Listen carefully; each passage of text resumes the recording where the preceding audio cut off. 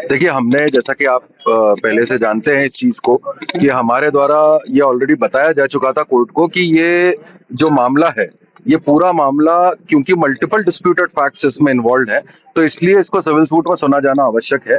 और इसी वजह से हमने पिछली बार भी कोर्ट से रिक्वेस्ट करी थी एज एन इंटरवीनर कि इसको सारी जो एसेंशियल पार्टीज हैं, नेसेसरी पार्टीज हैं, इनको सबको सिविल सूट में भेजा जाए।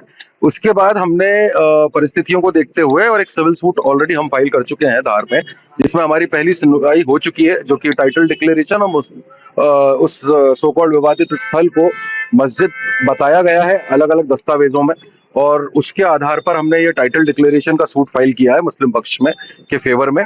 और उसमें 10 तारीख की सुनवाई जो है सिविल कोर्ट में लगी है, जिसमें सारी एसेंशियल पार्टीज और नेसेसरी पार्टीज जिनको हमने बनाया है, जिसमें सरकार है, रेवेन्यू डिपार्टमेंट है, एएसआई है, इन सबको हमने पार्टी बनाया है।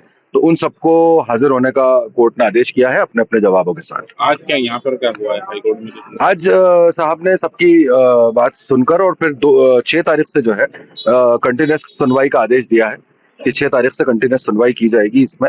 और हमने हालांकि ये साहब से फिर रिक्वेस्ट करी थी कि क्योंकि सिविल सूट ऑलरेडी लग चुका है, तो इसलिए सिविल सूट की जो है पहले अनिवार्यता उसको चलने दिया जाए और उसको कंटिन्यू किया जाए। विष्णु शंकर जैन भी उपस्थित होते हैं हिंदू फॉर जस्टिस के सामने, तो कुछ रखा उन्होंने सर का कुछ? वो तो सुप्रीम कोर्ट का उनका एक ऑर्डर जो था, जो उसी को पेश किया उन्होंने कि हियरिंग कंटिन्यू रहेगी।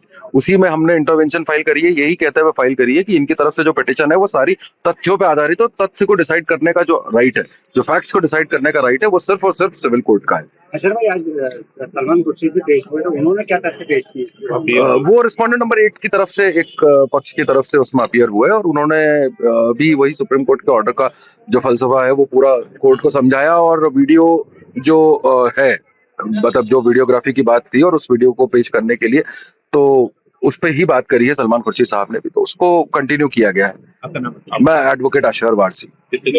मैं धार में मुस्लिम पक्ष के जबरान अंसारी और अयाज मोहम्मद की तरफ से इंटरवीनर भी हूं, और साथ साथ दावा भी हमने इन्हीं की तरफ से वहां पे पेश किया। माननीय उच्च न्यायालय खंडपीठ इंदौर के डिवीजन बेंच के समक्ष भोजशाला के मामले की सुनवाई हुई है, जिसमें सभी कल जो सुप्रीम कोर्ट ने जो एक आदेश पारित करा है इस याचिका में, मुस्लिम पक्ष जो है सुप्रीम कोर्ट गया था वीडियो फोटो के लिए। उस याचिका में जो आदेश हुआ है वो माननीय न्यायालय को अवगत कराया है। माननीय न्यायालय ने सभी पक्षों को सुनने के बाद 6 अप्रैल सोमवार को मामले की अगली तारीख निर्धारित करी है, और उस दिन सोमवार के 2:30 बजे से इस मामले की सुनवाई होगी।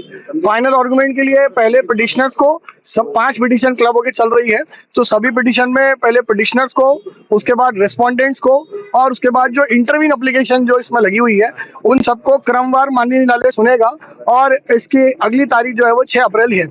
भैया कौन इसमें पूरे खड़े? देखिए, इसमें सभी पक्षों की ओर से उपस्थित थे, जो विष्णु शंकर जैन जी उपस्थित हुए हैं, सीनियर एडवोकेट सलमान खुर्शीद जी अपीयर हुए हैं, शोभा मैडम सीनियर एडवोकेट वो अपीयर हुई है, और Prashant Singh ji via VC appear हुए हैं, और बाकी सभी लोग जो इंदौर के सारे एडवोकेट्स हैं इस पिटीशन में वो भी अपीयर हुए हैं, और अगली तारीख 6 अप्रैल से निर्धारित हुई है। सलमान खुर्शीद ने क्या देखिए, उन्होंने जो कारण बताया कि हमको सुप्रीम कोर्ट क्यों जाना पड़ा, तो माननीय न्यायालय ने उन्हें कहा कि हमने आपकी याचिका खारिज नहीं करी है, हमने केवल फाइनल आर्गुमेंट के समय आपकी पिटीशन, आपका जो एंट्री याचिका है उसका जो ऑब्जेक्शन है वीडियो फोटो का, उसको देना नहीं देना वो फाइनल आर्गुमेंट के समय डिसाइड होगा। चूंकि फाइनल आर्गुमेंट की स्टेज आ चुकी है, तो जैसे ही उनका नंबर आएगा तो माननीय न्यायालय उनकी भी पिटीशन डिसाइड करेगा। कोर्ट पर भी जैन समाज की तरफ से भी याचिका लगी है। देखिए, उसमें यूनियन ऑफ इंडिया ने रिप्लाई के लिए टाइम मांगा है अभी। हाईकोर्ट ने कल भी भोजशाला गया था, निरीक्षण किया था, क्या उसकी रिपोर्ट भी आज पेश हुई है? नहीं, उसकी कोई रिपोर्ट नहीं है। तो कोर्ट ने प्रत्यक्ष रूप से साइट विजिट करने का कहा था और कोर्ट ने विजिट करके आए हैं, और उसकी कोई रिपोर्ट ऐसी नहीं है। जो माननीय न्यायाधीश गए थे, क्या उन्होंने एएसआई की रिपोर्ट तो वहाँ मौके पर देखा था? देखिए, उसकी जानकारी मैं इसलिए नहीं दे पाऊंगा क्योंकि न्यायाधीश गण ही अंदर गए थे, किसी भी पक्ष को जाने की अनुमति नहीं थी, केवल प्रशासन के उच्च स्तरीय लोग और पुलिस विभाग के उच्च स्तरीय लोग न्यायाधीश गणों के साथ गए थे। आपको श्रीश दुबे, अधिवक्ता, रेस्पोंडेंट नंबर 9, हिंदू पक्ष।